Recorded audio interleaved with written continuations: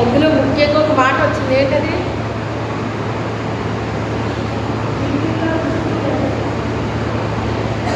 దీపము ఏంటి? మా దీపములు ఆరిపోగుచున్నవి అని ఎవరు చెప్పారు?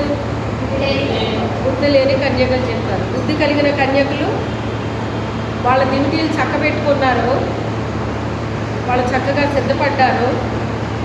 వేళ్ళు చక్కబెట్టుకున్నారంట, కానీ నూనె లేనందున మా దివిటీలు ఆరిపోవచ్చున్నవి, మీ నూనెలో కొంచెం మాకు ఇవ్వండి అని అడిగారు. వాళ్ళు ఏమన్నారు? ఇది మీకు మాకు చాలదేమో, అమ్మవారి యొద్దకు వెళ్ళి మీరు కొనుక్కోండి అని చెప్పాడు. అప్పుడు వాళ్ళు కొనుక్కోవడానికి వెళ్ళారట. ఎంతలో ఆయన వచ్చి సిద్ధపడి ఉన్నవారిని తీసుకుని వెళ్ళిపోయానని వాక్యం సెలవిస్తుంది. మత్తయి రాసిన సువార్త 25వ అధ్యాయం 25లో ఈ యొక్క సన్నివేశం రాయబడి ఉంది. అయితే గత శుక్రవారం మనం చాలా విషయాలు మాట్లాడుకున్నాం. ఇంకా కొద్దిగా ఉన్నాయి, అవి ఈరోజు చెప్పాలనుకుంటున్నాను. లూకా రాసిన సువార్త 12వ అధ్యాయం 35వ వచనం. లూకా రాసిన సువార్త 12వ అధ్యాయం 35వ వచనం. మీ నడుములు కట్టుకుని మీ దీపములు వెలుగుతున్నది. తమ ప్రభువు పెండు మీద నుండి వచ్చి తట్టగాలి అతడు చలుపులు తీయటకు అతను ఎందుకు వచ్చినో అని అతని కొరకు ఎదురు చూసి మనుషుల వలె ఉంది. చాలండి, చాలు ప్రార్థన చేసుకుందాం. ప్రభువా, నాతో మాట్లాడుతండి. ఉదయకాల సమయాలు నీ సన్నిధికి వచ్చాను. ప్రభువా, నాతో మాట్లాడుతండి అని ప్రతి ఒక్కరూ ప్రార్థన చేసుకుందాం. పరిశుద్ధుడైన తండ్రి, మహోన్నతుడ, జీవాధిపతి, సర్వాధికారి, సర్వోన్నతుడ, సర్వశక్తి కలిగిన తండ్రి, మీ వందనాలు, స్తోత్రాలు తండ్రి. నాయన ఈ ఉదయకాల సమయంలో ప్రభువా, ఇంతవరకు నీ బిడ్డలు చక్కని ఆయన గానాలు చేసి ఉన్నారు, ఆరాధన చేసి ఉన్నారు. ప్రభువా తండ్రి నాయన, ఈ సమయంలో నాయన నీ దివ్య వాక్యము ద్వారా మాతో అందరితో మీరు మాట్లాడండి. పరిశుద్ధాత్మ దేవుడా, ఏ బిడ్డలో నాయన ఏ హృదయాలతో, ఏ ఆలోచనలతో, ఏ తలంపులతో, ఏ అవసరాలతో, ఏ అక్కలతో నీ మందిరానికి వచ్చారో ప్రతి ఒక్క బిడ్డతో నాతో మీరు మాట్లాడండి నాయన. ప్రభువా పరిశుద్ధాత్మ దేవ, ప్రతి ఒక్క బిడ్డ జీవితంలో మేలు కలగాలి తండ్రి నాయన. ఆత్మీయ మేలులు నాయన నీ బిడ్డలు పొందుకుని తిరిగి వెళ్ళాలి తండ్రి. అయ్యా, శరీర మేలులు, ఆత్మీయ మేలులు పొందుకోవాలి తండ్రి. నీ కార్యాలు బలముగా జరిగించు నాయన. పరిశుద్ధాత్మ దేవుడా, నా తండ్రి అంధకార చీకటి శక్తులన్నింటినీ నీ నామాన్ని బట్టి లయపరచబడును గాక. ఈ స్థలంలో కానీ, ఎవరిలో కానీ, ఎక్కడ ఏమి ఉన్నప్పటికైనా నీ నామాన్ని బట్టి వాటన్నిటిని కూడా నరకాగులకు పొమ్మని ఆజ్ఞాపిస్తూ ఉన్నాను. నీ శక్తి కలిగిన నామాన్ని బట్టి వాటిని పొమ్మని ఆజ్ఞాపిస్తూ ఉన్నాను. నీ శక్తి కలిగిన నామాన్ని బట్టి వాటిని పొమ్మని ఆజ్ఞాపిస్తూ ఉన్నాను. నీ శక్తి కలిగిన కార్యములు జరుగునుగాక, నీ బలమైన కార్యములు జరుగునుగాక, నీ రక్షణ కార్యములు జరుగునుగాక, అద్భుతాలు జరుగునుగాక, ఆశ్చర్య కార్యములు జరుగునుగాక, నీ బలమైన కార్యములు జరుగునుగాక. అయ్యా, ఘనమైన కార్యములు జరుగునుగాక. పరిశుద్ధాత్మదేవ, ప్రతి ఒక్క బిడ్డని మీరు తాకండి నాయన, స్పర్శించు తండ్రి, దర్శించు నాయన. ప్రతి బిడ్డ హృదయాన్ని తెరవద్దండి నాయన. ప్రతి చెవి తెరవబడునుగాక, ప్రతి హృదయం తెరవబడునుగాక, ప్రతి మనోనేత్రం వెలిగించబడునుగాక, ఆత్మనేత్రాలు తెరవబడునుగాక. పరిశుద్ధాత్మ దేవాన్ని పరిశుద్ధాత్మ కార్యాలు బలముగా అందరిలో జరిగించండి నాయన. ప్రతి బిడ్డకి అర్థం చేపించండి నాయన. వినగలిగిన చెవి, గ్రహించే హృదయంలో అనుసరించే నీ జీవితాన్ని ప్రతి ఒక్క బిడ్డకి అనుగ్రహించి సహాయం చేయమని యేసు అతి పరిశుద్ధ నామములు అడిగి వేడుకొనుచున్నాము తండ్రి, ఆమేన్. హల్లెలూయా. ఇక్కడ మరి ఈరోజు లోకా గారు ఏమని రాస్తున్నాడంటే, ఇక్కడ మీ నడుములు కట్టుకొని ఉండుడి, మీ దీపములు వెలుగు చూడనియుడి అంటే ఇక్కడ మీకు ఏమర్థమైంది వాక్యంలో? ఎవరికి ఏమర్థమైంది? ఇందులో ఏమైనా అర్థమైందా? ఏమీ అర్థం అవ్వలేదా? ఎవరు నడుమైతే కట్టుకున్నారో వారి దివిటి వెలుగుతుంది. నడుము కట్టుకోకపోతే ఆరిపోతుంది. అది ఇందులో ఉన్న మీనింగ్ అదండి. నడుము కట్టుకోవడం ఏంటండి? ఏమన్నా టవల్ ఇచ్చి కొట్టుకోవాలా? లేకపోతే ఏమన్నా బెల్ట్ పెట్టుకోవాలా? లేకపోతే ఏదన్నా నడుకట్టు వేసుకోవాలా? ఆ నడికట్లు కాదు, ఆ బెల్ట్లు కాదు. అవి కాదు ఇక్కడ అర్థం.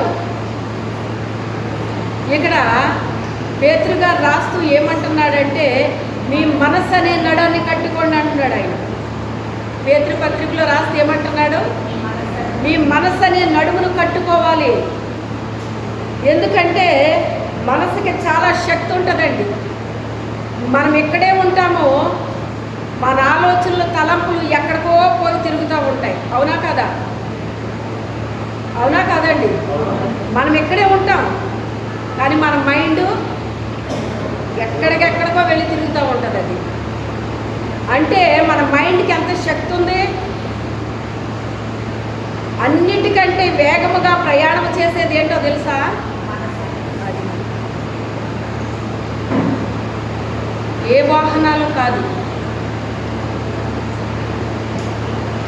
చాలా మరి స్పీడ్గా పరిగెత్తగలదు మనసు. ఎంత స్పీడ్గా అంటే అమెరికా అనుకుంటే మనం చూస్తాం. ఎలా చూస్తాం? ఆత్మలో చూస్తాం. భౌతిక నేత్రాలతో చూడాలి అంటే అక్కడికి మనం వెళ్ళాలి. కానీ మన మనసులో అనుకున్నది ఎక్కడ చూస్తాం మనం? అవి మన మనసులో కనబడుతూ ఉంటాయి. అవన్నీ మనం ఏదైతే అనుకున్నామో అది మన మనసులో చూస్తూ ఉంటాం ఆ ప్రదేశాన్ని. అంటే ఎంత వేగంగా ఈ మనసు వెళ్తుందో మీరు ఆలోచన చెయ్యండి. అందుకే అంటున్నాడు పేతురు గారు తన పత్రికలో రాస్తూ మీ మనస్సు అనే నడుమును కట్టుకోండి అంటున్నాడు అన్నమాట. మనస్సు అనే నడుముని ఎలా కట్టుకోవాలి మనం? వాక్యము చేత. యవనస్తులు దేని చేత తమ నడతను శుద్ధి చేసుకొందురు? వాక్యము చేతనే కదా. యవనస్తులారా మీరు బలవంతులు. ఎందుకు బలవంతులు అని రాస్తున్నాడో యోహాను గారు తన పత్రికలో, మొదటి పత్రికలో ఈ మాట ఎందుకు రాస్తున్నాడు ఆయన? మీలో దేవుని యొక్క వాక్యము నిలిచి ఉన్నది కనుక మీరు బలవంతులు. యవనస్తులకి తప్పకుండా బలం ఉంటుంది. అది శరీర బలము, శరీర విషయాలకి అది ఉపయోగపడుతుంది. కానీ ఆత్మీయ విషయాలకి అది దానికి దీనికి సంబంధం ఉండదు. అందుకే యవనస్తులు బలముగా ఆత్మీయ స్థితిలో బలంగా ఉండాలంటే ఏం చెయ్యాలంట? దేవుని యొక్క వాక్యము ఎవరిలో అయితే నిలబడిపోయి ఉందో, అంటే వాక్యం చెప్పినప్పుడు చదివినప్పుడు అది మన హృదయంలో ఉంచుకున్నామో ఆ వాక్యం అలా ఉండిపోవాలి మనలోని. ఎన్నటెన్నటికీ ఉండిపోవాలి. అది మర్చిపోకూడదండి.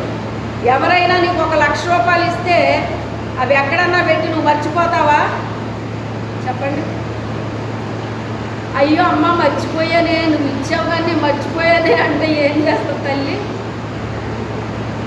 ఎంత కోపం లేని తల్లి అయినా అసలు పిచ్చెక్కిపోద్ది అన్నమాట. ఏంట్రా అసలు నీకు బుద్ధి ఉందా లేదా? 1,00,000 రూపాయలు నేను ఇస్తే నువ్వు ఎక్కడ పెట్టానో గుర్తు లేదని అడుగుతావా? చెప్తావా?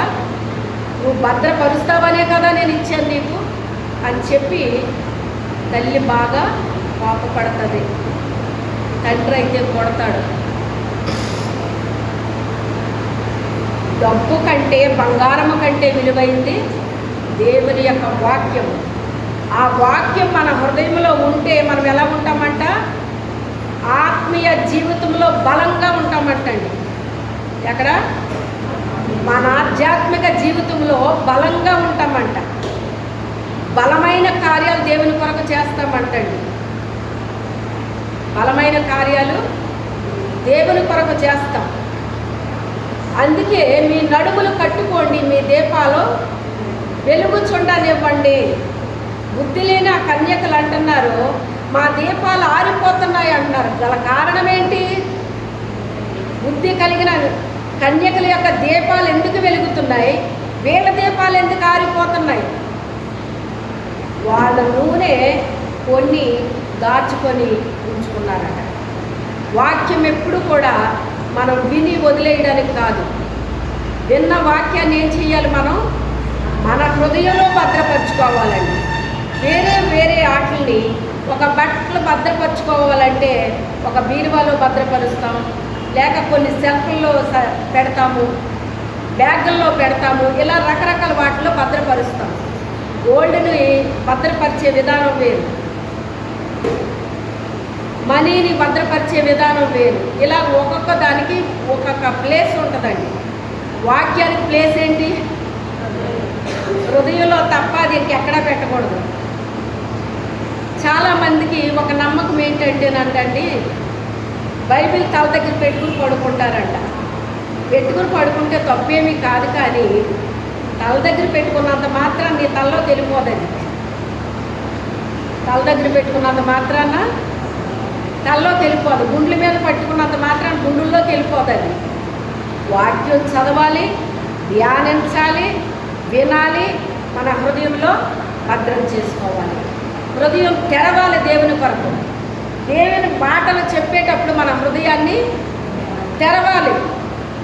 కానీ ఈ రోజుల్లో ఎలా ఉన్నారు అంటే, లోకానికి హృదయాన్ని తెరుస్తున్నారు, లోక విషయాలకు హృదయాలు తెరుస్తున్నారు, ఆత్మీయమైన దేవుని వాక్యానికి హృదయాన్ని మూసుకుంటున్నారండి. అందుకే జరగరాని కార్యాలు జరిగిపోతున్నాయి. ఘోరమైన కార్యాలు మనం వింటూ ఉన్నామండి.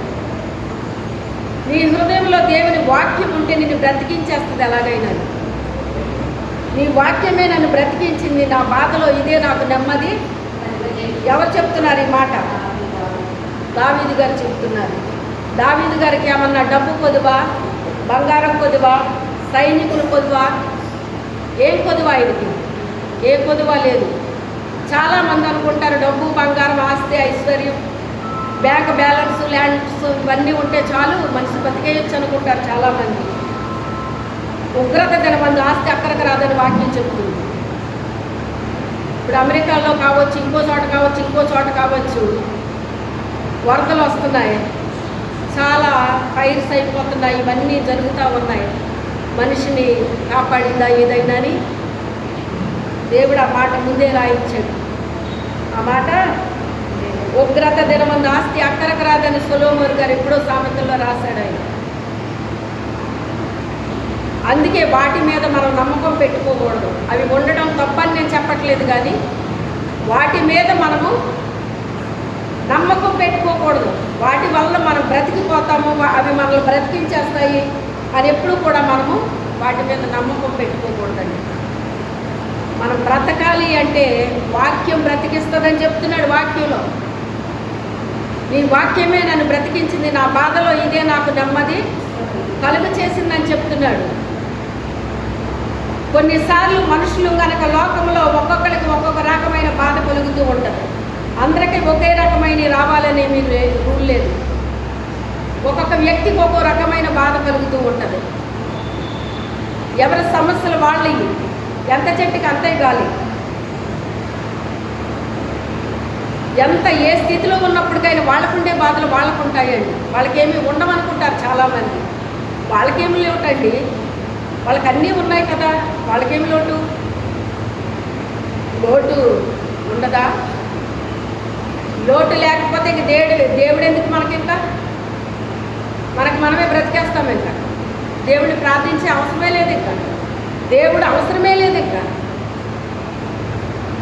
అందుకే తప్పకుండా దేవుడు మనకి అవసరం.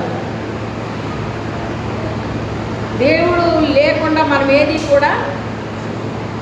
చేయలేమండి. మన జీవితం అంతా కలిపి నీటి బుడగ లాంటిది అంటాడు, ఆవిరి రూపం వంటిది అంటాడు, ఒక గడ్డి పువ్వు లాంటిది అంటాడు. ఉదయం పోస్తుంది, సాయంకాలానికి అది ఎగిరి వెళ్ళిపోతుంది. అది ఎక్కడికి వెళ్ళిపోయిందో నీకు తెలియదు అంటాడు. మన జీవితం అంతా కలిపి ఎంత అల్పమైనదో తెలుసా మీకు? అంత అల్పమైన ఈ యొక్క జీవితం కోసం మనకి ఎన్నెన్ని ఆశలో, ఎన్నెన్ని ఆలోచనలో. కొంతమంది అంటారన్నమాట అండి, వాళ్ళండి భూమికి ఆకాశానికి ముడేద్దాం అనుకుంటారండి వాళ్ళు. అది అయ్యే పనేనా? భూమికి ఆకాశానికి ముడి పెట్టగలరు ఎవరన్నానే? అంటే అంత ఆలోచన ఉంటుంది వాళ్ళకని అర్థం అన్నమాట. అది ఎవరో చేయలేరు. భూమిని ఆకాశాన్ని సృష్టించిన దేవుడు, మనమేమి చేయలేదు. అది ఆయన పుట్టిస్తే పుట్టినోళ్ళకి దేవుడి కంటే ఎక్కువ ఆలోచనలు ఎక్కువైపోయినాయండి మనిషికి. ఈ కడవరి దినాల్లో మరీ సాతానుడు తనకి సమయం కొంచెమే అని తెలిసి బేభత్సంగా మనుషుల్ని మనశ్శాంతి లేకుండా చేస్తున్నాడు. తెలుసా మీకు? మనశ్శాంతి ఉండట్లేదు. ఈ క్షణంలో ఉంటుంది, మరు క్షణంలో ఉండట్లేదు. ఈ గంటలో ఉంటుంది, మరు గంటలో ఉండట్లేదు. ఈ రోజు ఉంటుంది, మరుసటి రోజు ఉండట్లేదు. అమ్మయ్య, ఈరోజు ప్రశాంతంగా ఉంది అని మీరు అనుకోండి, నెక్స్ట్ డే మీకు ఏదో ఒకటి వినపడుతుంది అన్నమాట. ఏది ఏమైనప్పటికైనా దేవుణ్ణి కలిగి ఉంటేనే ఆయన మనకు నెమ్మదిస్తాడు. ఆయన సమాధానానికి అధిపతి. ఈ జీవితంలో సమాధానం లేకపోతే సమాధానాన్ని ఇచ్చేది ఎవరో? నువ్వు ప్రతిదినం ప్రార్థన చేసుకున్నప్పుడు ఆ మాట అడగాలి దేవుడు. నువ్వు నిన్న అడిగాను కదా, మొన్న అడిగాను కదా, నేను అప్పుడు అడిగాను కదా, ఇది కాదు. ప్రతి దినము నువ్వు అడగాలి. ప్రతి ఉదయకాల సమయంలో నువ్వు లేవగానే ప్రార్థన చేసుకున్నప్పుడు, ప్రభువా నా గృహంలో, నా యొక్క హృదయంలో శాంతి, సమాధానం, నెమ్మదిని అనుగ్రహించయ్యా. ఒకవేళ నువ్వు వ్యాపారివైతే వ్యాపార స్థలంలో నీకు సమాధానం కావాలి. నువ్వు ఉద్యోగమైతే ఉద్యోగ స్థలంలో అందరితో నీకు సమాధానము కావాలి. ఏ ఒక్కరితో నీకు ఏ గొడవన్న ప్రశాంతత నీకు ఉండదు, నెమ్మది ఉండదు. ఏదో ఒక తెలియనిది నేను బాధ పెడుతూ ఉంటుంది. అందుకే మనం ఏం చేయాలి అంటే సహజమైనంత వరకు అందరితో సమాధానంగా ఉండడానికి మనము నేర్చుకోవాలటండి. సమాధానాన్ని వెతికి వెంటాడాలటండి. నాకు ఆ వాక్యం చదువునప్పుడు చాలా ఆశ్చర్యం కలిగింది. ఇదేంటి దీన్ని వెతికి వెంటాడడం ఏంటి ఇలాగ ఎందుకు రాశాడు ఈయన అని ఆలోచించి ధ్యానించినప్పుడు నాకు ఒక మాట ఏమర్థమైందంటే, వెంటాడడం అంటే మీకు సులువైన పద్ధతిలో చెప్తాను. ఒకటి, కోళ్ళు పట్టుకుంటారు చూసారా ఎప్పుడన్నా మీరు? ఆ కోడి గుడ్డు పెట్టట్లేదంటే ఎక్కడో పెడుతుంది అది. మీరు మేపుతున్నారు దాన్ని, మీరు మేత వేస్తున్నారు, మేపుతున్నారు, దాన్ని కప్పెడుతున్నారు, ఉదయాన్ని వదులుతున్నారు, ఇవన్నీ చేస్తున్నారు. అంటే మీకు కోళ్ళు ఉన్నా లేకపోయినా మీ చిన్నప్పుడైనా చూసుంటారు మీ అమ్మమ్మ వాళ్ళ ఇళ్ళల్లో. అది ఇప్పుడు ఎవరు ఇష్టపడట్లేదులేండి కోళ్ళు ఇవన్నీ మేపడానికి. అది మీ చిన్నప్పుడు మిమ్మల్ని ఒరే దాన్ని పట్టుకోరా అంటారు, ఏమే దాన్ని పట్టుకోవే అంటారు. మీరు చూసారా లేదా? ఎలా పరిగెడతారో తెలుసా కోడి వెనకాల? అది ఎంత ఎగిరిపోతుందో, ఎంత పరుగు పెడతాదో, ఈ పిల్లలు కూడా అంత పరుగు పెడతారండి. మొత్తం మీద పిల్లలకున్న పట్టుదల ఏంటి? కోడి పెట్టను తెచ్చి వరకాలు అతను అమ్మమ్మ పట్టుకోమంది కదా, నాన్నమ్మ పట్టుకోమంది కదా అని చెప్పేసి ఏది అడ్డొచ్చినా సరే ఇంక వాళ్ళకి పౌరుషం వచ్చేస్తుందండి. ఎందుకు వస్తుందో తెలుసా? అది పరిగెడుతుంది కనుక. అసలు నా నుంచి నువ్వు తప్పించుకుంటావా? నిన్ను పట్టుకునే వరకు నేను వదలని వీళ్ళకి రోషం వచ్చేస్తుంది అనమాట అండి. ఈ లోపల కోడిని అయితే పట్టుకుంటారు కానీ వీళ్ళకి దెబ్బలు తగులుకుని దెబ్బలతోటి కోడితోటి ఇంటికి వస్తారండి. అర్థమైందా? ఎందుకు పట్టుకున్నారు దాన్ని? ఒక విధమైన రోషం. ఈ కోడిని నేను పట్టుకోలేనా అని వచ్చేస్తుంది అనమాట. పడిపోతారు, లేస్తారు, దెబ్బలు తగిలించుకుంటారు, కోడిని అయితే పట్టుకొస్తారు. అదే రీతిగా వెంటాడడం అంటే నాకు అదే ఉదాహరణ వచ్చిందండి. మరి అంతే కదా, దాని వెనకాల వెంటాడాలి. మరి అది పారిపోతూ ఉంటుంది. అలాగే మనం అవతల వాళ్ళతో సమాధానంగా ఉందాము అంటే వాళ్ళ సమాధానంగా ఉండరు మనతోని. వాళ్ళ వెనకాల మనం పడతామండి. దేవుడు సహజమైనంత వరకు ఎవరితో సమాధానంగా అందరితో ఉండాలి మీరు అని చెప్పాడు కదా. దాన్ని వెదకి వెంటాడమన్నాడు కదా అని మనము సమాధానం పడదామని మనం తిరుగుతుంటే వాళ్ళు ఎలాగ లెక్క చూస్తారో తెలుసా? మనల్ని ఏం చేస్తారు, ఇంకా మన వెనకాల పడకపోతే ఏం చేస్తారు, ఇంకా వాళ్ళకి దిక్కు లేదు, అది లేదు, ఇది లేదు, ఏం చేస్తారో చూసావా ఎలాగ వెనకాల పడుతున్నారు వాళ్ళు అని హేళన చేస్తారు. ఏం చేస్తారు? హేళన చేస్తారు. అప్పుడు మనకేమనిపిస్తుందంటే, నువ్వా నువ్వు వెంటాడి సమాధానాన్ని కలిగి ఉండమన్నావు కదా, నువ్వేమో సమాధానం కోసం వెంటాడమన్నావు, అది నేను వెంటాడుతుంటే వాళ్ళేమంటున్నారు? దిక్కు లేక మా వెనకాల తిరుగుతుందని అంటున్నారా వాళ్ళు? చూసావా ప్రభు అని చెప్పేసి అంటారన్నమాట. ఇంతకీ అలాగ సమాధానంగా ఉండడానికి మనం వెంట పడడం వల్ల మేలు ఎవరికో మీకు తెలుసా? మనకే మేలు, అవతల వాళ్ళకి కాదు, మనకు మేలు. అందుకే దానికి సాతానుడు ఏం చేస్తాడంటే వీళ్ళకి మేలు జరుగుద్దేమో అని, వాళ్ళంతా ఇంత కీడు చేశారా, నాకు ఎంతో కీడు చేశారు, వాళ్ళ ముఖం కూడా నాకు చూడాలనిపించట్లేదు అని చెప్పేసి అంటారు. కానీ వాళ్ళ మేలు కోసం కాదు, మన మేలు కోసం దేవుడు సమాధానంగా ఉండమంటాడండి. మన మేలు కోసం సమాధానంగా ఉండమంటాడు. కొంతమందితో ఉండొద్దు అంటాడు. అదేంటండి అలాగేలా చెప్తాడు అనుకుంటున్నారా? శాస్త్రులు పరిసయ్యులు ఉన్నారండి, వాళ్ళు ఎంతసేపు శిష్యులు ఏమనివారు, వీళ్ళు అది చేశారు, వీళ్ళు ఇది చేశారు, వీళ్ళు అలా చేయలేదు, వీళ్ళు ఎలా చేయలేదని ఎన్నో నేరాలు మోపారా లేదా వాళ్ళ మీద. అప్పుడు ప్రభు ఏం చెప్పారు వాళ్ళకి? మీరు వారి జోలికి వెళ్ళొద్దు, వాళ్ళ దగ్గరికి మీరు వెళ్ళొద్దని చెప్పాడు ఆయన. శాస్త్రులు పరిసయ్యులు అంటే ఎంతసేపు ఎదుటి వాళ్ళకి వంకలు పెట్టడం తప్ప వాళ్ళ జీవితాలు సరి చేసుకునే హృదయం ఉండదండి, ఆలోచన ఉండదు వాళ్ళకి.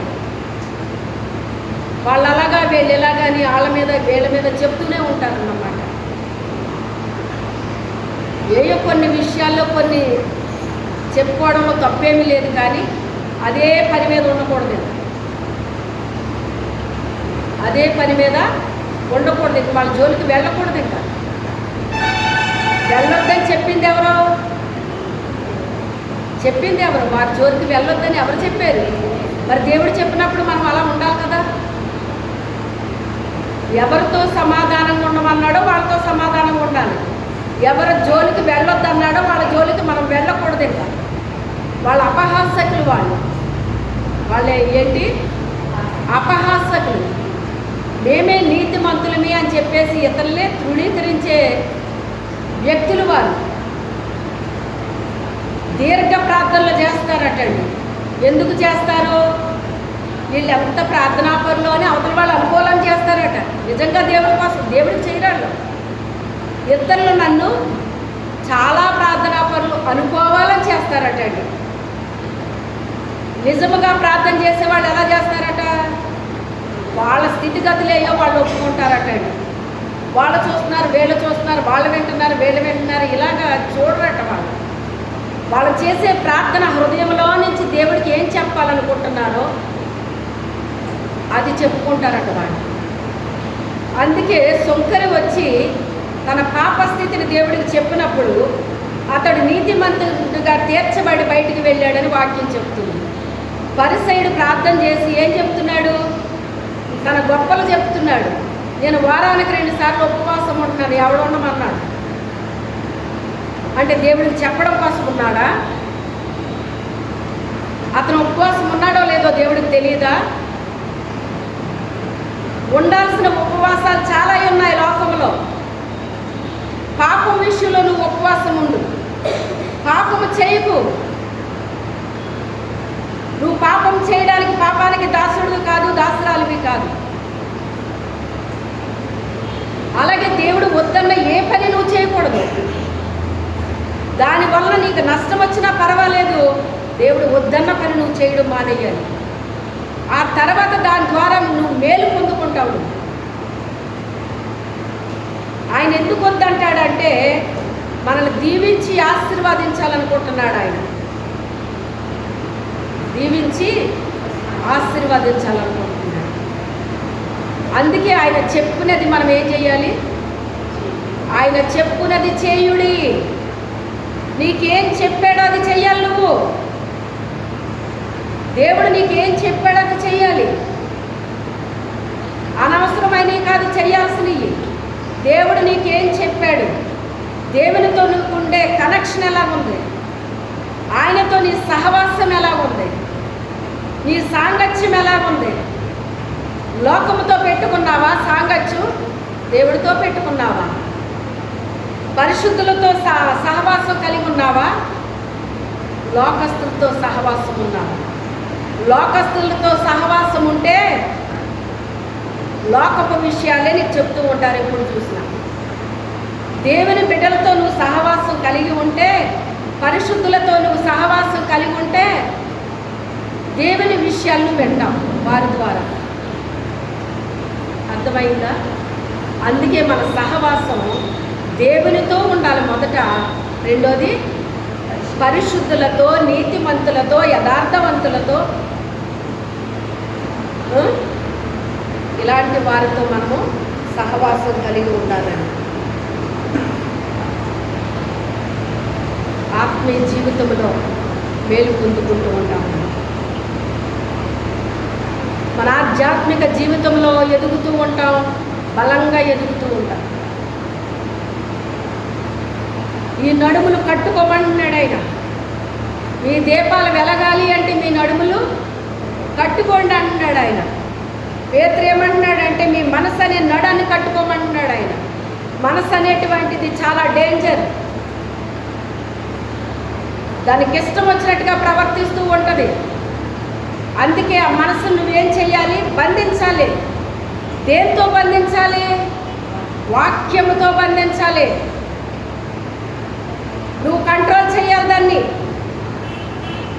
నీ మనసుని ఏం చేయాలి? కంట్రోల్ చేయాలి. అది ఇష్టం వచ్చినట్టుగా ప్రవర్తించడానికి చూస్తూ ఉంటుంది అది. అందుకే ఆయన అంటాడు కదా, ఇంద్రియ నిగ్రహము కలిగిన శక్తినే మీకు ఇచ్చాను కానీ. అంటే మన ఇంద్రియాల్లో అదొక ఇంద్రియము కనుక దాన్ని ఏం చేయాలి? మనం కంట్రోల్ చేయాలి. మన అవయవాలన్నిటినీ కూడా మనం కంట్రోల్ చేసే శక్తిని మనం కలిగి ఉండాలండి. మన అవయవాలో మనల్ని దారి మళ్లించడం కాదు, మనమే వాటిని ఏం చేయగలగాలి? కంట్రోల్లో పెట్టాలి. చూడండి, గుర్రాన్ని నడిపించే వ్యక్తి గుర్రం మీద కూర్చుని ఏం చేస్తాడు? ఆ కళ్ళని పట్టుకుంటాడు కదా. నాకు మా ఊళ్ళో గుర్రబండ్లు ఉండేయండి నా చిన్నప్పుడు. ఆ గుర్రబండి ఎక్కినప్పుడు నాకు ఒక ఆలోచన వచ్చింది. చిన్నపిల్లలకు బాగా ఆలోచనలు వస్తాయి. ఆ గంతలు కడతాడు గుర్రాలకి. గంతలు కడితే ఇది ఎలా వెళ్తుంది? దీనికి ఏం తెలుసు? బస్సు వచ్చిందని ఏం తెలుసు, లేకపోతే ఇంకోటి వస్తుందని ఏం తెలుసు? వెనకాల నుంచి వచ్చినవి ఎలా తెలుస్తున్నాయి, ఎదరి నుంచి వచ్చినవి ఎలా తెలుస్తున్నాయి, ఎలా వెళ్తుంది ఇది అని అనుకుని మొత్తం మీద మా అన్నయ్య వాళ్ళు ఉన్నారు నా పక్కనే. అన్నయ్య, ఈ గుర్రానికి ఎలా తెలుసు ఇది ఎలా వెళ్తుంది ఇది అని చెప్పి అడిగితే మా అన్నయ్య నవ్వారు అన్నమాట. ఏమడుగుతుంది బాబు, పాప ఏదో అడుగుతున్నట్టుంది అన్నాడు. అప్పుడు అతను వినబడిపోయింది. ఏమీ లేదురా, నా చేతిలో ఇది ఉంది కదమ్మా, దీన్ని ఏం చేస్తానంటే ఈ పక్కకి వెళ్ళాలంటే దీన్ని ఇలా లాగుతాను, ఈ పక్కకి వెళ్ళాలంటే ఇది ఇలా లాగుతాను, అంతేరా, రెండే. ఇలా లాగితే ఇలా వెళ్తుంది, ఇలా లాగితే ఇలా వెళ్తుంది అని చెప్పాడు ఆయన సింపుల్గా. అంటే దానికి కళ్ళకి గంటలు కట్టకపోతేనంట, మరి ఎందుకు కట్టారండి మీరు, కళ్ళకి ఎందుకు పెట్టారు అది కనపడకుండా అంటే ఆయన అన్నాడు కదా, నువ్వు ఏదన్నా ఎదురొస్తుంది అనుకోమ్మా, దానికి భయపడిపోయి ఎగిరేస్తుంది అది ఎగిరేసిందంటే మనమేమైపోతాం? అది సంగతి. భయపడిపోతుంది అది, ఎదురొచ్చేస్తుంది నా మీదకి వచ్చేస్తుందేమో అని భయపడిపోతుంది. అందుకని కళ్ళకి అది కట్టేస్తామమ్మా, దానికి ఏం అవసరం లేదు, మా చేతిలో ఉన్నదే, దాన్ని ఎటు నడవాలో ఎటు పరిగెత్తాలో మేము దాన్ని లాగుతూ ఉంటాము, అంతే చాలు. అది చూసిందంటే కనుక అసలు తిన్నగా తీసుకెళ్తాం మనల్ని అని చెప్పి ఆయన చెప్పారన్నమాట. అంటే ఎందుకు ఆ గంటలు కట్టారో కూడా దానికి ఒక ఏంటది అవసరం ఉందా లేదా? అది సక్రమంగా తీసుకెళ్ళాలంటే తన కళ్ళకి తప్పకుండా కట్టాల్సిందే. అలాగే మన మనస్సు అనే నడుమును కూడా వాక్యము చేత కట్టుకోమంటున్నాడు. ఇంద్రియ నిగ్రహము కలిగిన శక్తినే మీకు ఇచ్చాను కానీ పిరికితనము కలిగిన ఆత్మను మీకు ఇవ్వలేదు. అందుకే మీ అవయవాలను మీరు ఏం చేయగలగాలి? కంట్రోల్ చేసుకోవాలి. మన అవయవాలను, మన మనస్సుని, మన ఆలోచనని, మన తలంపులు, మన చూపులు, క్రియలు, ప్రవర్తన సమస్తాన్ని కూడా ఏం చేయాలంటే మనం కంట్రోల్ చేసేయాలటండి. ఆ అధికారం మనకి ఇచ్చాడు దేవుడు, ఆ శక్తిని మనకి ఇచ్చాడు దేవుడు. ఆ పరిశుద్ధాత్మ శక్తి పవర్ అలా ఉంటుందండి. అర్థమైందా? అందుకే ఆత్మను కలిగి ఉండాలి మనం. ఆత్మను ఆర్పొద్దు అంటాడు. పరిశుద్ధాత్మ శక్తిని మనం కలిగి ఉండాలండి. కలిగి ఉంటే వాటిని ఈజీగా తొక్కేస్తాం అన్నమాట. తొక్కుకుని వెళ్ళిపోతాం. ఓ పర్వతమా, నువ్వు వేపాటి దానివి, మాట్లాడొచ్చా? మనం మన సమస్యతో మనం మాట్లాడవచ్చు. నువ్వు నన్ను భయపెడుతున్నావా? నువ్వేమీ చేయలేవు. నా ప్రక్కనే లేక నా హృదయంలో ఎవరున్నారో తెలుసా? అసలు నేను ఎవరు పెట్టినో నీకు తెలుసా? మీ నాన్నగారి పేరు, మీ అమ్మగారి పేరు కాదు చెప్పాల్సింది. నేను పరలోకపు తండ్రి యొక్క బిడ్డను నేనని చెప్పాలి. నువ్వు ఆ దమ్ము ఉండాలి నీ దగ్గర. నువ్వు ఆయన బిడ్డవైతే ఆ దమ్ము ఉంటుంది నీ దగ్గర. ఏం చేయగలవు? నువ్వు నన్ను ఏమీ చేయలేవు. కొంత శ్రమ పెట్టగలవు. శద్రకు, మేషకు, అబేద్నెగోల్ని అగ్నిగుండంలో వేశారు. అంతకంటే ఏం చేయగలిగారు వాళ్ళు? వాళ్ళ యొక్క విశ్వాసం అనేటువంటిది అగ్ని బలాన్ని చల్లార్చేసిందటండి. వాళ్ళని కాల్చి చంపాలి అనుకున్నారు, కానీ అగ్నిగుండం యొక్క బలాన్ని వాళ్ళ విశ్వాసము చల్లార్చిందని వాక్యంలో ఉంది. మీరు చదువుకొని ఇంటికి వెళ్ళిన తర్వాత దానియేలు రాసిన గ్రంథంలో ఈ మాటలు మీరు చదివే ఉంటారో, చదవండి మళ్ళీ. అలాగే దానియేలు శ్రేష్టమైన బుద్ధి కలవాడు అని రాయబడింది. మరి అతని మీద కుట్ర చేశారా లేదా? సింహాల బోన్లోకి పంపించారా లేదా? సింహాల బోన్లోకి పంపించకుండా దేవుడు చేయగలడా లేదా? కానీ చేశాడా? సింహాల బోన్లోకి పంపకుండా కాపాడితే పెద్ద ఏమీ లేదు. అక్కడ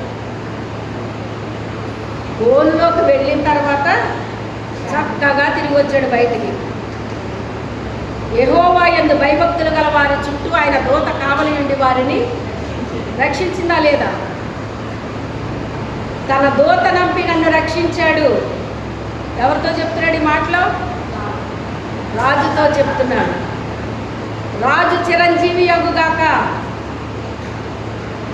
రాజు ఏమంటున్నాడు? నిత్యము నీవు సేవించే నీ దేవుడు నిన్ను రక్షించగలిగిన దానియేలు నన్ను రక్షించాడు.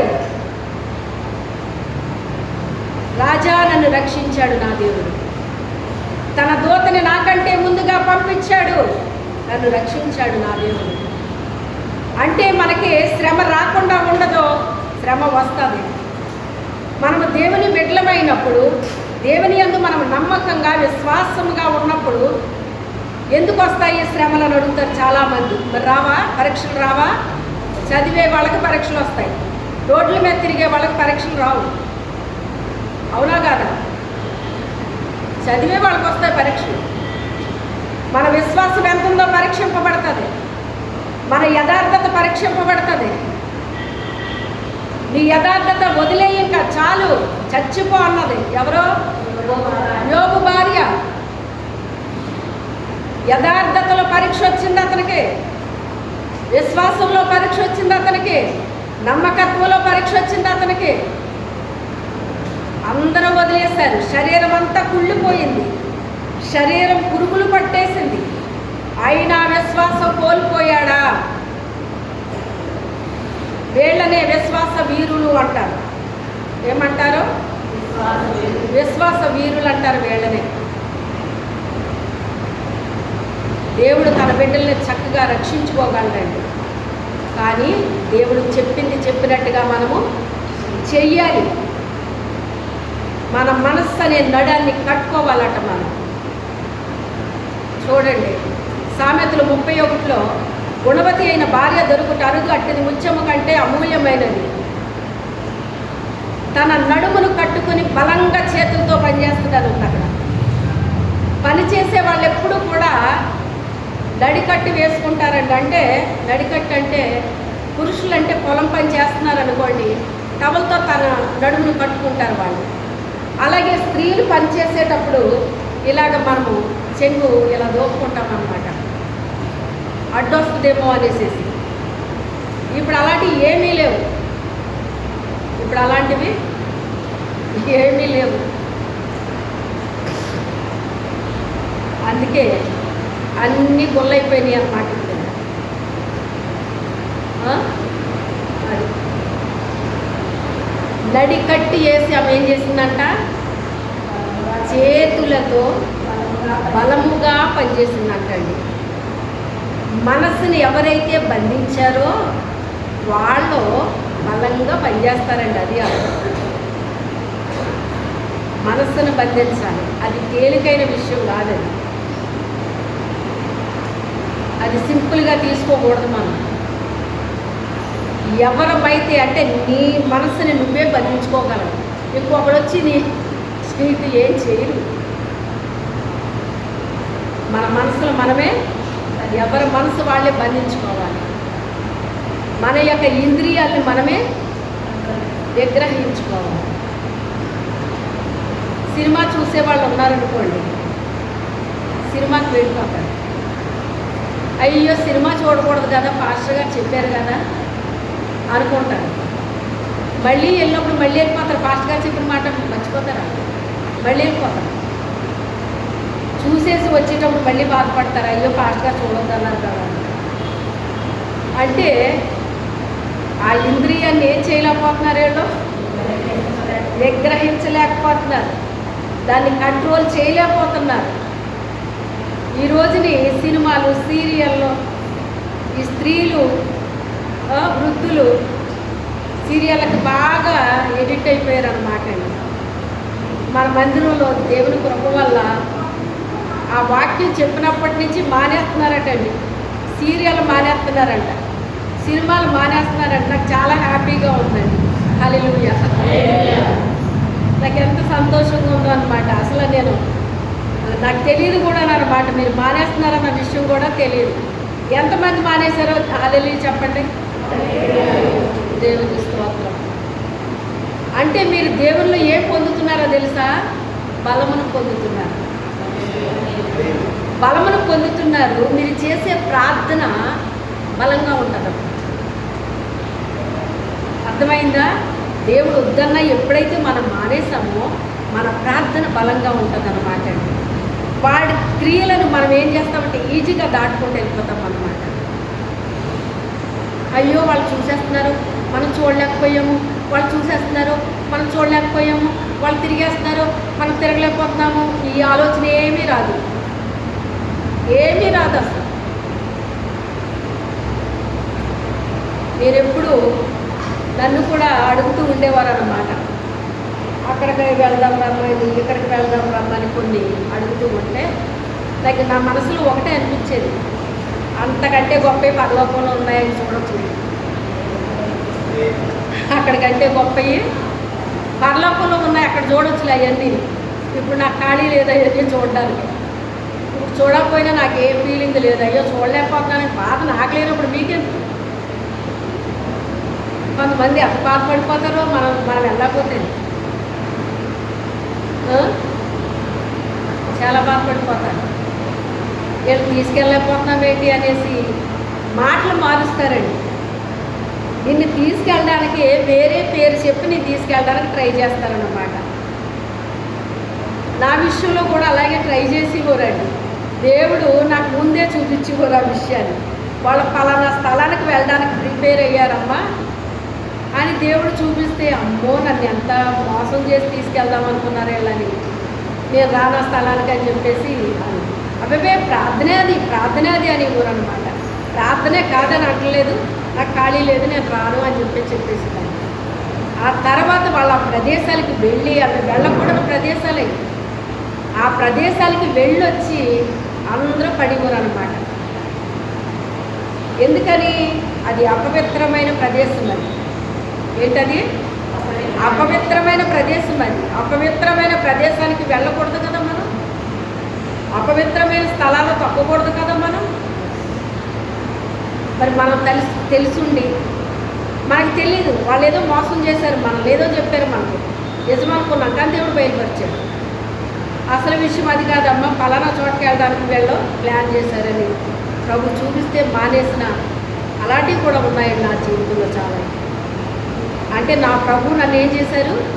కాపాడారు. నాకు తెలియకపోయినా నా దేవుడు నన్ను ఏం చేశాడు? ఆయన కాపాడాడు. అలాంటి స్థలాలకు వెళ్తేనండి ఆ అపవిత్రాత్మలు మీ వెంట వస్తాయన్నమాట. మీ వెంట వచ్చి మిమ్మల్ని ఇబ్బంది పెడతాయి, మీ ఇంట్లో ఇబ్బంది పెడతాయి, మీకు అనారోగ్యాలు వస్తాయి. అలా చాలా జరుగుతాయి అన్నమాట.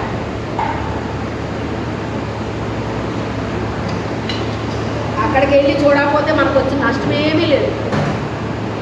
అంతకంటే శ్రేష్టమైన దేవుడు మనకు చూపించగలడు. అవునా కదా? మనం చూడాలి అనుకోకపోయినా శ్రేష్టమైన ప్రదేశాలు దేవుడు మనకు చూపిస్తాడండి. శ్రేష్టమైన ప్రదేశాలు చూపిస్తాడు.